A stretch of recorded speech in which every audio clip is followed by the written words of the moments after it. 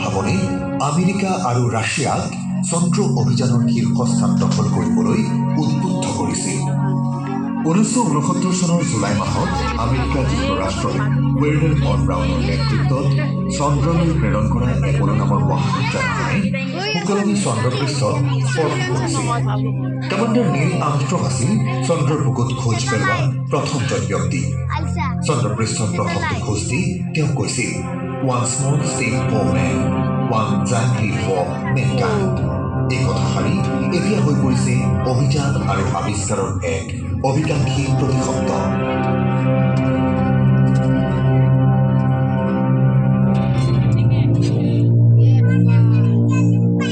ভাৰতীয় নিজাববীয়াকৈ চন্দ্ৰ অভিযানৰ আঁচনি প্ৰস্তুত কৰি উলিয়াইছে।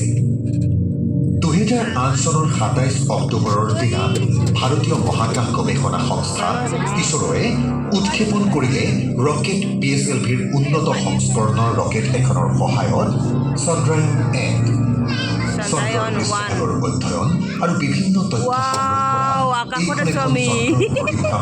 মহাকাশযান। চন্দ্ৰৰ বুকুত পানীৰ সন্ধান লাভ কৰা এইখনেই প্ৰথম মহাকাশযান আৰু এই মহাকাশযানখনেই চন্দ্ৰৰ বুকুত ছালফাৰৰ দৰে গধুৰ মৌল থকাৰো উমান পাইছিল। ই কঢ়িয়াই নিয়া সূক্ষ্ম ইম্পেক্ট প্ৰব এটাই চন্দ্ৰপৃষ্ঠত খুন্দা মৰাৰ আগমুহূৰ্তত চন্দ্ৰপৃষ্ঠৰ নান্দনিক সৌন্দৰ্যৰে ভৰা কেইখনমান ছবি তুলি পৃথিৱীলৈ প্ৰেৰণ কৰিছিল।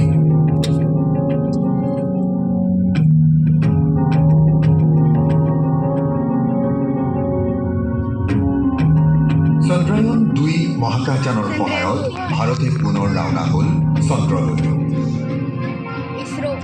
চন্দ্ৰায়ন 2 আৰু চন্দ্ৰায়ন 3 আছিল ন এইবাৰটো? 3 না এইবাৰটো? ভাৰতৰ শ্ৰীহাৰিকোটাৰ সতীশ ধাৱন ৰকেট উৎক্ষেপণ কেন্দ্ৰ।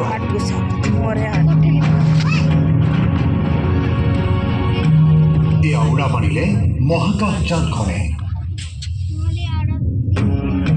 উৎক্ষেপণৰ কিছু সময়ৰ পাছত ক্ৰমে ৰকেটটোৰ প্ৰথম আৰু দ্বিতীয় অংশ বিচ্ছিন্ন হৈ পৰিল।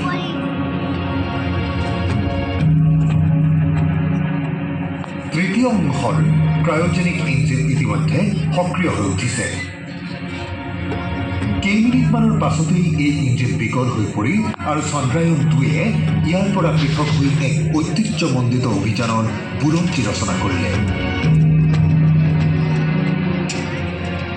যানখনে ইতিমধ্যে পৃথিৱীৰ পৰা বহু আঁতৰলৈ গৈ পঞ্চম কক্ষপথত প্ৰৱেশ কৰি সৌৰশক্তিৰ পেনেলবোৰ সক্ৰিয় কৰি তুলিছে। চন্দ্ৰায়ন-2য়ে গতিবেগ বৃদ্ধি কৰিবলৈ পৃথিৱীৰ চাৰিওফালে 5 পাক মাৰিব।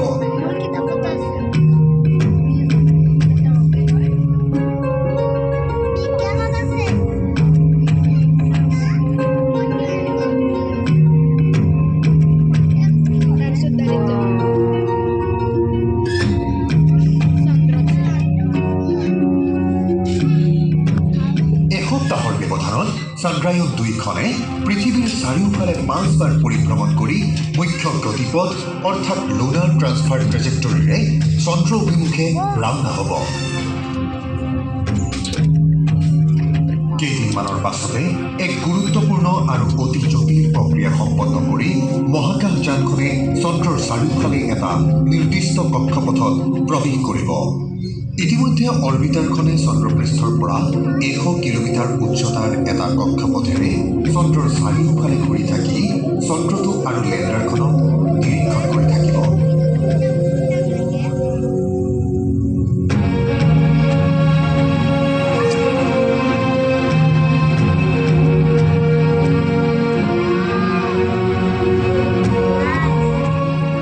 অৱতৰণৰ বাবে উপযুক্ত ঠাই বিচাৰি বিক্ৰম আৰু প্ৰজ্ঞানে তললৈ নামি যোৱাৰ এই জটিল সন্ধিক্ষণত বাংগালুৰুত থকা মিছন কণ্ট্ৰল ৰুমত ইছৰোৰ বিজ্ঞানীসকলৰ চকু কম্পিউটাৰৰ পৰ্দাত নিবদ্ধ হৈ ৰৈছে।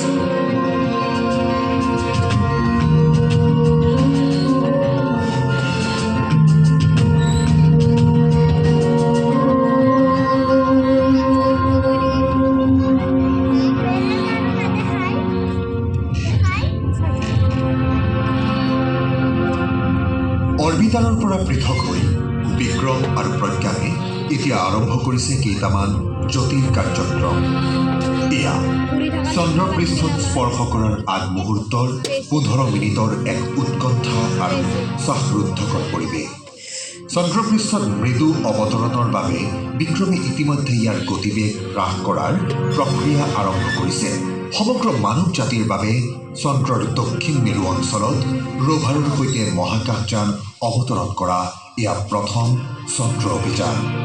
অত্যন্ত আশাৰে বাট চাই আছে সকলোৱে, কিন্তু ইয়া কি হ'ল? সকলো ঠিকেই থকাহেঁতেন বিক্ৰমে প্ৰজ্ঞানৰ সৈতে 7 ছেপ্টেম্বৰৰ নিশা 2 বজাত চন্দ্ৰপৃষ্ঠত মৃদু অৱতৰণ কৰিলেহেঁতেন। চন্দ্ৰপৃষ্ঠত মৃদু অৱতৰণৰ বাবে সঠিক স্থান বিচাৰি নিৰীক্ষণ আৰম্ভ হৈছিল। প্ৰথম অৱস্থাত দক্ষিণ মেৰুৰ পৰা 350 কিলোমিটাৰ নিলগৰ দক্ষিণ আইকেন বেচিনৰ সমীপৰ মেনজিনাছ আৰু চিম্পেলিয়াছ ক্ৰেটাৰ দুটাৰ মাজত অৱতৰণ কৰাৰ কথা ভবা হৈছিল। ভাৰতবাসীৰ বাবে এয়া এক উৎসৱৰ দিন হ'লহেঁতেন। বিক্ৰমে অৱতৰণৰ বাবে তললৈ নামি গৈ থকাৰ সময়ত চন্দ্ৰপৃষ্ঠৰ পৰা প্ৰায় 2 কিলোমিটাৰ উচ্চতাত নিশা 1:51 মিনিটত পৃথিৱীৰ নিয়ন্ত্ৰণ কক্ষৰ সৈতে যোগাযোগ বিচ্ছিন্ন হৈ পৰিল আৰু এক ভগ্ন প্ৰত্যাশাৰে ঈশ্বৰৰ বিজ্ঞানীসকলে ঘটনাৰ বুজ ল'বলৈ চেষ্টা চলাই গ'ল। আনকি মাদ্ৰিদত থকা নাছাৰ ডিপ স্পেচ নেটৱৰ্কেও বিক্ৰমৰ সৈতে যোগাযোগ স্থাপন কৰাত ব্যৰ্থ হয়। 11 নৱেম্বৰৰ দিনা নাছাৰ চন্দ্ৰ অনুসন্ধানকাৰী অৰ্বিটাৰ কেমেৰাই অঞ্চলটোত বিক্ৰমৰ ভগ্নাৱশেষ কিছুমান ধৰা পেলালে। মৃদু অৱতৰণ কৰাহেঁতেন বিক্ৰমে পৃথিৱীলৈ কিছুমান দৃশ্য প্ৰেৰণ কৰিলেহেঁতেন।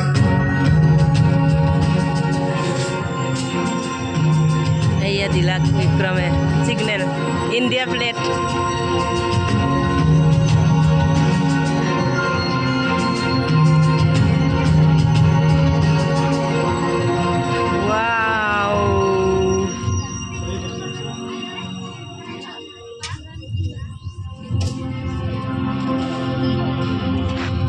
ইয়াৰে 4 ঘণ্টাৰ পাছত বিক্ৰম লেণ্ডাৰৰ ভিতৰৰ পৰা প্ৰজ্ঞান নামৰ ৰোভাৰখন ধীৰ গতিৰে ওলাই আহি চন্দ্ৰপৃষ্ঠত বৈজ্ঞানিক পৰীক্ষা নিৰীক্ষাবোৰ আৰম্ভ কৰিলেহেঁতেন।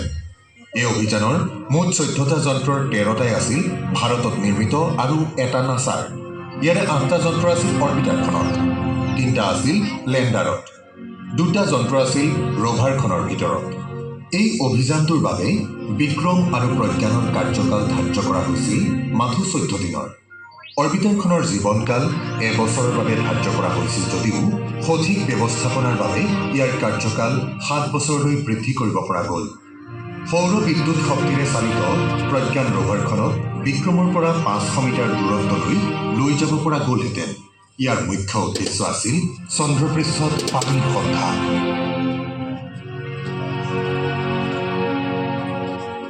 প্ৰজ্ঞান ৰোভাৰে লোৱা তথ্যসমূহ বিক্ৰম লেণ্ডাৰৰ সহায়ত অৰ্বিটাৰ আৰু পৃথিৱীৰ নিয়ন্ত্ৰণ কেন্দ্ৰলৈ পঠিয়াই দিলেহেঁতেন। কিছুমান তথ্য বিদ্যুৎ চুম্বকীয় তৰংগৰ সহায়ত লেণ্ডাৰৰ পৰা পোনে পোনে পৃথিৱীলৈ প্ৰেৰণ কৰিলে।